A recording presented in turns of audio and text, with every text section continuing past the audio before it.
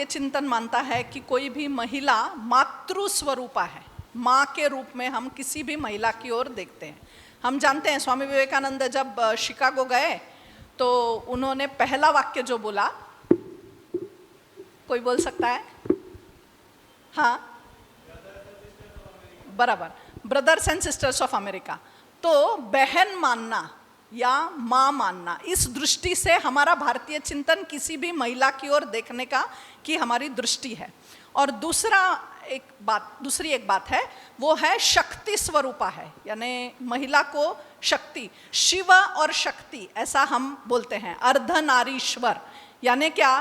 तो ये हमारा जो समाज बना है पूरा, हम ऐसा मानते हैं जो एक ईश्वर या ब्रह्म तत्व है उसका दो में विभाजन हुआ। एक हुआ पुरुष और एक हुआ स्त्री, और वो दोनों मिलकर पूर्णत्व होता है, ऐसी हमारी संकल्पना है। तो स्त्री को शक्ति स्वरूपा माना है। तो शक्ति क्यों कहा होगा, या प्रकृति की भी वो रिप्रेजेंटेटिव है ऐसा भी माना जाता है। तो शक्ति उसको क्यों कहा होगा?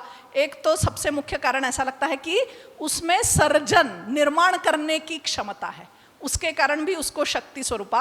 और हम और एक जानते हैं कि महिला, देखो एक साथ हम बोलते हैं मल्टीटास्किंग, हमने अपने माँ को घर में देखा होगा, तो वो जिस तरह से मल्टीटास्किंग करती है, तो ये सिंथेसाइजिंग पावर जो होती है ना, वो महिलाओं में अधिक होती है, ऐसा साइंस ने भी सिद्ध किया है।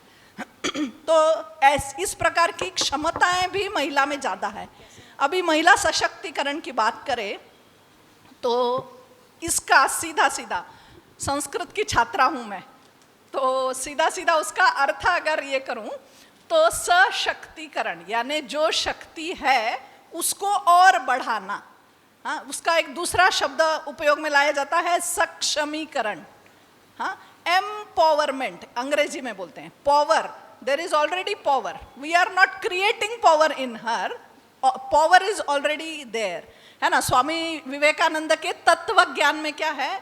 Power is within yourself, you have to उसको उजागर करना आवश्यक है ना, मैनिफेस्ट करना आवश्यक है। ज्ञान आप में है ही, वैसे शक्ति है ही, but empower is to increase that power.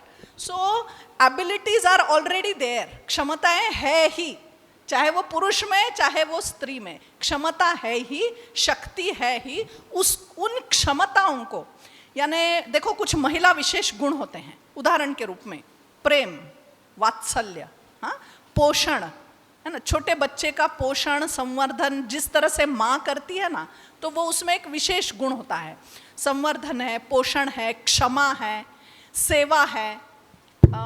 किसी घर में बुजुर्ग जब बहुत बीमार होता है तो अक्सर ऐसा ध्यान में आता है, अक्सर, मैं ऐसा नहीं कहती कि पुरुष नहीं कर सकते या नहीं करते, अक्सर ऐसा ध्यान में आता है कि महिला जैसी सेवा करती है ना, तो वो उसको एक विशेष प्रदत्त गुण है। शायद इसलिए हॉस्पिटल्स में नर्सेस ज़्यादा होते हैं, आपने ध्यान दिया होगा तो, पूरे विश्व भर में, है ना, नर्सेस ज़्यादा है हॉस्पिटल में, वार्ड बॉय कम होते हैं। तो वो एक सेवा का गुण है। तो ये जो गुण है, महिला विशेष गुण, सिर्फ इतने ही नहीं, तो आज हमें ध्यान में आता है कि महिला अभी बिल्कुल चंद्रयान तक, कहाँ से लेकर, तो वेदों की ऋचाएं भी महिलाओं ने लिखी, ब्रह्मवादिनी भी थी, ब्रह्मवादिनी से लेकर आज के चंद्रयान लैंडिंग के इसमें भी 54 महिला वैज्ञानिक थी, हम जानते हैं। यानी रामायण काल में प्रभु रामचंद्र जी के लिए 100 प्रकाशमान अस्त्र निर्माण किए, वो सुजया और सुप्रभा नाम की 2 महिलाएं थी, 2 दक्ष कन्याएं थी। हाँ, तो ये क्षमताएं हैं, लेकिन हमको ये ध्यान में आता है कि बीच के काल में हमारे देश पर आक्रमण हुए, और उन आक्रमणों के कारण कहीं ना कहीं महिलाओं को घर में बिठा दिया गया, क्योंकि महिलाओं पर अत्याचार होते थे, अन्याय होते थे, तो घर में बैठने लगे। अब हम सब राजस्थान में बैठे हैं, पर्दा प्रथा चालू हो गई, रात के विवाह चालू हो गए, हाँ, महिलाओं की शिक्षा बंद हो गई। ये सब क्यों हुआ? क्योंकि कम से कम हमारी महिलाएं सुरक्षित तो रहे, यानी युद्ध कला में निपुण, बिल्कुल पुराने काल से हमारे ही देश में ऐसी महिलाएं रही। लेकिन बाद में ये परिस्थिति क्यों आई क्योंकि देश पर हुए आक्रमणों के कारण ये परिस्थिति आई, इसलिए महिलाओं की क्षमताएं वापस सिकुड़ गई। मुझे ऐसा लगता है ये जो सशक्तिकरण जो शब्द आया है वो इसलिए भी आया है कि वापस वो जो कम हुई क्षमताएं हैं महिलाओं की, क्योंकि वो घर में बैठ गई, घर में बंद हो गई, तो उसको उजागर करने के लिए ये सशक्तिकरण ये शब्द आ गया होगा। कहीं कहीं, हाँ ये मैं जरूर कहती हूँ, कहीं कहीं इसका अतिवाद हुआ है। यानी पाश्चात्य देशों में ये जो फेमिनिज्म उभर के आया, वो भी क्यों आया? क्योंकि हम तो मानते हैं मातृ स्वरूपा है, शक्ति स्वरूपा है, लेकिन आज मुस्लिम विचारधारा या ईसाई विचारधारा ऐसे मानती है कि पुरुष की पसली से महिला का निर्माण हुआ है, हाँ, और वो पापिणी है और वो उपभोग लेने की वस्तु है, ऐसा मुस्लिम और ईसाई विचारधारा में माना जाता है। तो उसके कारण वहाँ पाश्चात्य देशों में उसके विरुद्ध आंदोलन खड़ा हुआ, क्योंकि उनको दबाया जाता था। यानी हम तो अभी नारी शक्ति वंदन अधिनियम पे आ गए, 33% आरक्षण, हम मत देने का अधिकार पाश्चात्य देशों में अभी अभी प्राप्त हो रहा है। महिलाओं को मत देने का भी अधिकार पाश्चात्य देशों में नहीं था, ऐसी स्थिति थी।